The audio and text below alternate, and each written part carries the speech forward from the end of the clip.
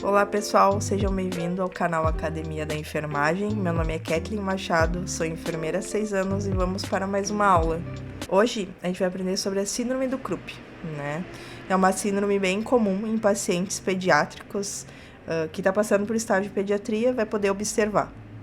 O objetivo geral da nossa aula é compreender a definição da síndrome do Krupp a fim de aprimorar nosso conhecimento técnico-prático na assistência da enfermagem. O objetivo específico: o que vamos aprender na aula de hoje?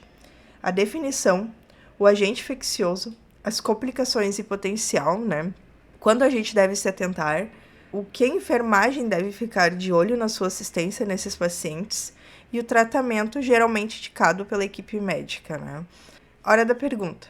Que nem a outra aula que eu realizei, uma metodologia, como eu expliquei para vocês minha, que eu gosto da gente se questionar. O que você sabe sobre a síndrome do Krupp? A definição, ela é caracterizada por uma tosse ladrante, um estridor respiratório e uma rouquidão. Né? Sintomas bem comuns, se você for ver, na maioria da parte respiratória dos pacientes, né? Pacientes são cometidos por algum patógeno de vias aéreas. Em pacientes, o que difere? A síndrome do Krupp vai atingir pacientes de 6 meses a 6 anos, a grande maioria. E temos grau de comprometimento. Quais são esses graus de comprometimento, pessoal? Via respiratória, né, do paciente, do sistema respiratório.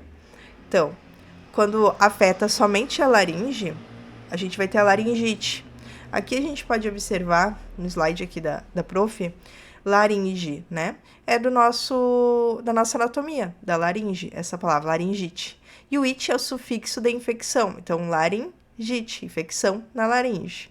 Temos o segundo grau de comprometimento, que é a laringe mais a traqueia, que daí já vai ter uma denominação diferente, laringotraqueite, né? Porque já atingiu duas partes anatômicas do nosso corpo, né? A laringe e a traqueia.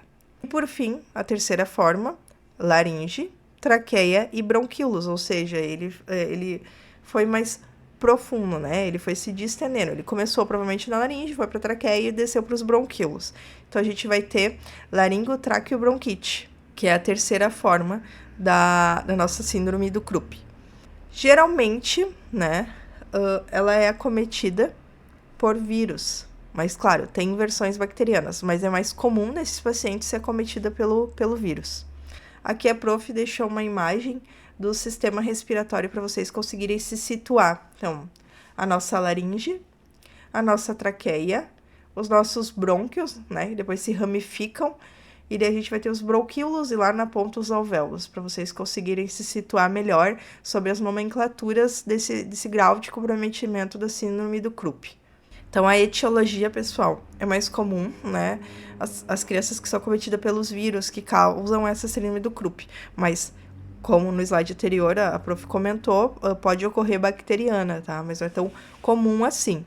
Temos a parainfluenza tipo 1, 2 e 3, a influenza A, a influenza B e o sincicial, que principalmente no inverno são momentos de ápice, né, desses vírus, porque as pessoas elas ficam frequentando ambientes mais fechados, diminuem, infelizmente, né, a higiene das mãos, e criança é bem complicado da gente conseguir ficar mais atento, né, porque as crianças elas têm muito essa troca de secreções entre si, até na creche, na escola, então que se espalha mais rápido por causa dessa contaminação cruzadas que as crianças realizam entre si.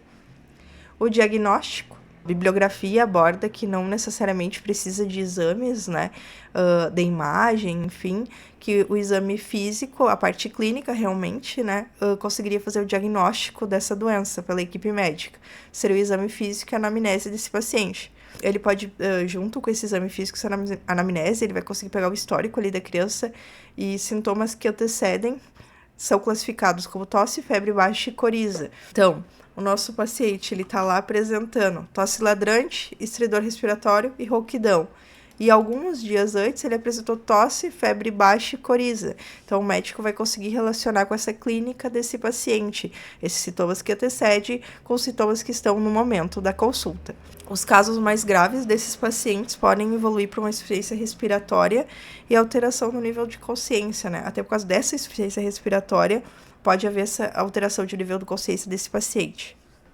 Na assistência de enfermagem, pessoal, o que a gente deve se atentar, tá? Estridor em repouso desse nosso paciente, nível de consciência, assim como eu disse no slide anterior. Então, aquela criança tá muito sonolenta, né? As crianças são muito ativas, elas têm muita energia. Então, essa criança ficou sonolenta. O pai relata que parou de brincar com o brinquedo que mais gosta e quer ficar só deitado dormindo, né? É uma coisa que a gente pode se atentar. E até anterior, né, o histórico desse paciente, esse paciente que tem um histórico de terapia intensiva recente ou significativa na história, nós da enfermagem devemos ficar mais atento ainda, que é mais fácil ele progredir para um caso mais grave. A coloração de mucosas e epiderme, porque é bem comum na síndrome do Krupp a cianose, né? Mais para frente eu vou comentar sobre a oximetria. Algo que nós da enfermagem devemos nos atentar é a cor desse paciente, observar a frequência respiratória, e não somente a frequência respiratória, mas o esforço que esse paciente está realizando a cada ventilação. Como que a gente vai observar isso nas crianças, tá?